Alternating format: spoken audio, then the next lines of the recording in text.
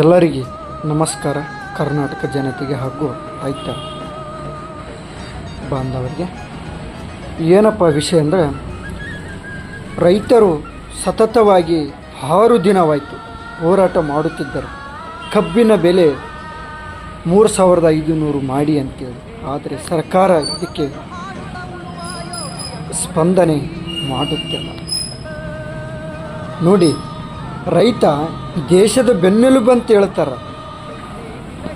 ಆ ಬೆನ್ನೆಲುಬು ಆಗಿರುವಂಥ ದೇಶ, ಬೆನ್ನೆಲುಬು ಆಗಿರುವಂಥ ರೈತ ಕಣ್ಣೀರು ಹಾಕ್ತಿದ್ದಾನೆ. ಎಂಥ ವಿಚಿತ್ರ ನೋಡಿ. ಬೆನ್ನೆಲುಬು ಆಗಿರುವಂಥ ರೈತ ವಿಷ ಕುಡಿಯುತ್ತಿದ್ದಾನೆ. ಯಾಕ? ಅನ್ನಕ್ಕಾಗಿ, ಬೆಳೆದ ಬೆಳೆಗೆ ಬೆಲೆಕ್ಕಾಗಿ. ಎಂಥ ವಿಚಿತ್ರ ಕಾಲ ಇದು.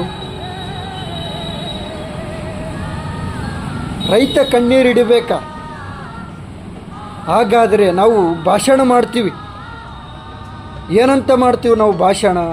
ರೈತ ದೇಶದ ಬೆನ್ನೆಲುಬು, ರೈತ ದೇಶದ ಬೆನ್ನೆಲುಬು ಅಂತ ಹೇಳ್ತೀವಿ. ಆದರೆ ಬರೀ ಮಾತಿಲೇ ಹೇಳ್ತೀವಿ ಹೊರತಾಗಿ ಯಾವುದು ಕಾರ್ಯರೂಪಕ್ಕೆ ಬಂದಿಲ್ಲ. ರೈತ ದೇಶದ ಬೆನ್ನೆಲುಬು ಅಂದರೆ ಸಾಲದು. ರೈತ ದೇಶದ ಬೆನ್ನೆಲುಬು ಯಾವ ರೀತಿ ನಾವು ಹೇಳ್ತೀವಲ್ಲ ಬಾಯಿಲೆ, ಆ ರೀತಿ ನಡೆದುಕೊಳ್ಳಬೇಕು. ಯಾಕೆಂದರೆ ರೈತನಿಗೆ ಕಷ್ಟ ಬರಬಾರದು.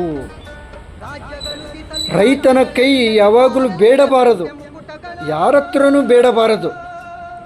ಯಾವಾಗಲೂ ರೈತ ಕೊಡುವಂಥದ್ದು. ಇವತ್ತು ರೈತ ತುಂಬ ಅಂದರೂ ತುಂಬ ಗೋಳಾಡ್ತಿದ್ದಾನೆ. ನಾನು ಸರ್ಕಾರಕ್ಕೆ ಮನವಿ ಮಾಡಿಕೊಳ್ತೀನಿ,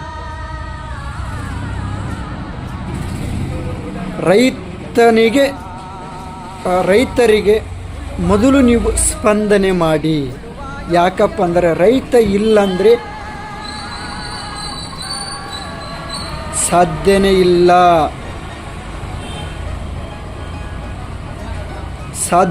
ಅರ್ಥ ಮಾಡಿಕೊಳ್ಳಿ. ರೈತ ಇಲ್ಲಂದರೆ ಊಟ ನೀವೆಲ್ಲಿ ಕೂಡ್ತೀರಿ? ಎಲ್ಲಿ ನಿಂದಿರ್ತೀರಿ? ನೀವು ಊಟನೇ ಮಾಡಿಲ್ಲ ಅಂದ್ರೆ ನಿಮಗೆ ನಿಂದ್ರೋದಾಗುತ್ತಾ? ಕೂಡೋದಾಗುತ್ತಾ? ಪ್ರಾಣ ಕಳೆದುಕೊಳ್ತೀರ. ಅರ್ಥ ಮಾಡಿಕೊಡಿ. ಆದಷ್ಟು ಬೇಗ ರೈತನಿಗೆ ಬೆಲೆ ಕೊಡಿ. ಅವ್ರು ಕೇಳುವಂಥ ಬೇಡಿಕೆಗೆ ಈಡೇರಿಸಿ. ಇಲ್ಲಂದರೆ ಮುಂದೆ ಆಗುವಂಥ ಘಟನೆಗೆ ಸರ್ಕಾರನೇ ಹೊಣೆ ಆಗುತ್ತದೆ. ಯಾರು? ಸರ್ಕಾರನೇ ಹೊಣೆ ಆಗುತ್ತದೆ. ರೈತನಿಗೆ ಯಾವತ್ತೂ ಮೋಸ ಮಾಡಬೇಡಿ.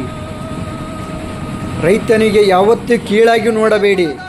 ನೇಪಾಳದಲ್ಲಿ ಆಗುವಂಥ ಸ್ಥಿತಿ ರೈತರಿಗಿನ ಕೈಯಿಂದ ಮಾಡಿದರೆ ಯಾರಿಂದಲೂ ತಡೆಯಲು ಸಾಧ್ಯವೇ ಇಲ್ಲ. ಯಾಕೆಂದರೆ ರೈತ ದೇಶದ ಬೆನ್ನೆಲುಬು ಅಂತ ಹೇಳ್ತಾರಲ್ಲ, ಆ ಒಬ್ಬ ವ್ಯಕ್ತಿ ಏನಾದರೂ ಮಾಡಿದರೆ ಸರ್ಕಾರ ಏನು ಮಾಡಲು ಸಾಧ್ಯವೇ ಇಲ್ಲ. ಅದಕ್ಕಾಗಿ ನಾನು ಅದಕ್ಕಿಂತ ಮುಂಚೆ ಮನವಿ ಮಾಡಿಕೊಳ್ಳುತ್ತೀನಿ. ದಯವಿಟ್ಟು ಸರ್ಕಾರಕ್ಕೆ ಮನವಿ ಮಾಡ್ಕೊತೀನಿ.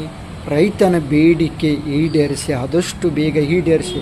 3500 ರೂಪಾಯಿ ಈಡೇರಿಸಿ, ಬೆಲೆ ಕೊಡಿ.